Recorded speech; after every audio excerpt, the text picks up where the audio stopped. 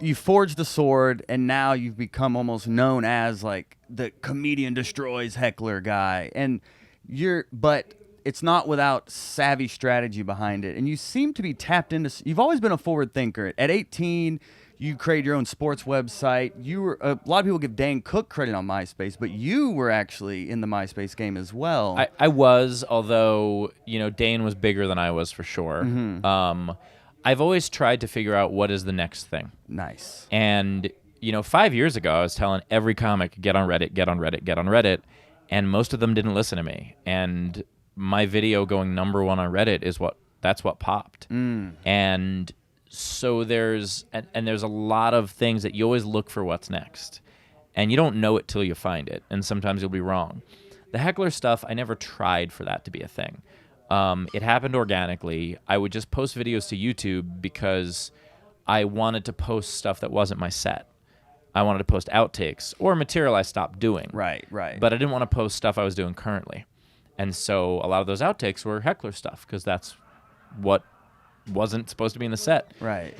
But what I did notice, I noticed it started touching a nerve. And that's when I started leaning into it. Now, I'm fully aware that being known for dealing with hecklers is not the only thing you want to be known for. But I see it as a gateway to my comedy. For sure. It is, when that heckler video popped, the video I'd posted just before was a self-produced special.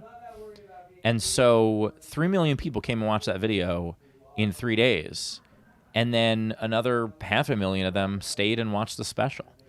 And that's how I started. I went from, at the time I had 95,000 subscribers. Now I have over 500,000. And it was because I had other content on there.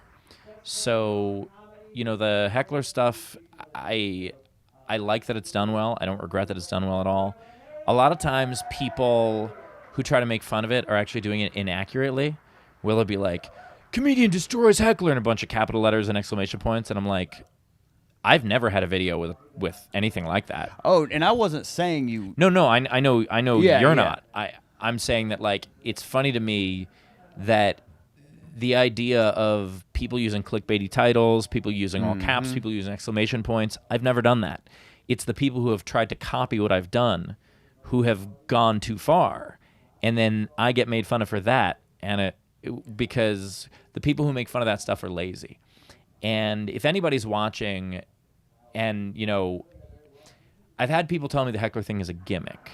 And it's funny because one of the people who told me that literally performed stand-up comedy in a bear costume at a laundromat.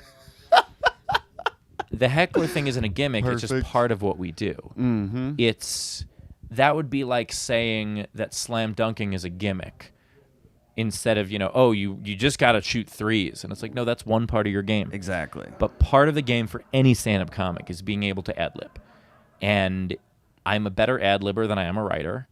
And I'm a better writer than I am an actor.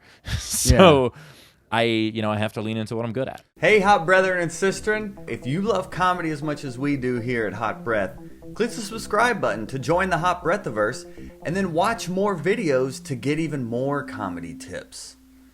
Hot Breath.